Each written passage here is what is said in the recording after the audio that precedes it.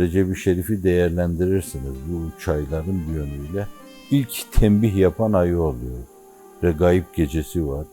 Allah'ın ona rağbeti var, değer atfetmesi var. Geçen de bir nebze arz etmeye çalıştım. Onun son çeyreğinde de bir yönüyle 27 gecesinde de Miraç var. İki tarafı itibariyle çok kıymetli bir ay. Bu ayda yapılan ibadetler değerler üstü değerlere bulaşıyor. İnsan isterse şayet bu aylarda Allah'a yakın olabilir. İnsan isterse bu aylarda dinin hakikatine ulaşabilir. İnsan isterse bu aylarda Cenab-ı Hakk'ın rahmetine liyakat kesbedebilir. Günahlardan sıyrılabilir. Camiye gelen insana bu istikamette bir şeyler anlatmak, yanınıza gelen insanlara bu türlü sohbetlerde o istikamette bir şey anlatmak, bir araya gelişlerimizi o istikamette değerlendirmek. Madem insanlar bu ayların kendileri için bir şey ifade ettiğine inanıyorlar, biz de onları o inançlarında yalancı çıkarmayalım, bir şeyler anlatarak o ayların kıymetine inandıralım onları. Yani viladette bir şey yapıyoruz, regaibde bir şey yapıyoruz, beratta bir şey yapıyoruz, miraçta bir şey yapıyoruz, Kadir Gecesi bir şey yapıyoruz.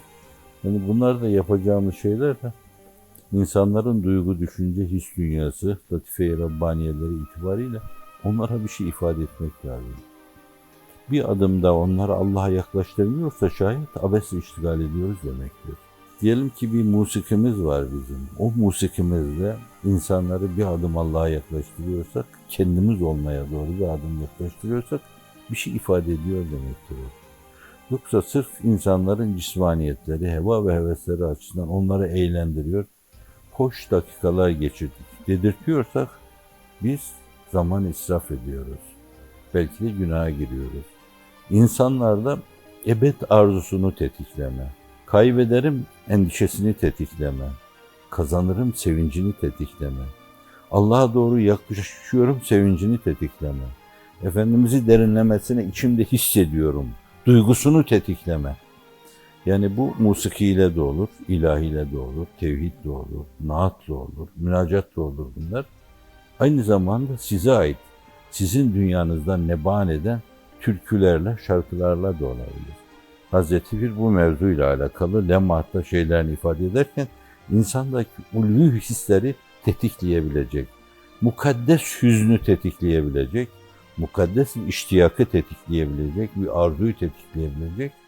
Yani bir yönüyle sizi size uyaracak, sizi uyanmanız gerekli olan hakikatlere uyaracak, sizi Allah'a uyaracak, sizi Peygamberimize uyaracak, sizi dinin ruhuna uyaracak şeyler, bunlar israf sayılmaz ve bunlar bir kıymet ifade eder. Fakat insanları eğlendirmek, bu bizim işimiz değil. Ehli gaflet zaten onu bağışlayın, halk ifadesiyle, daniskasıyla yapar.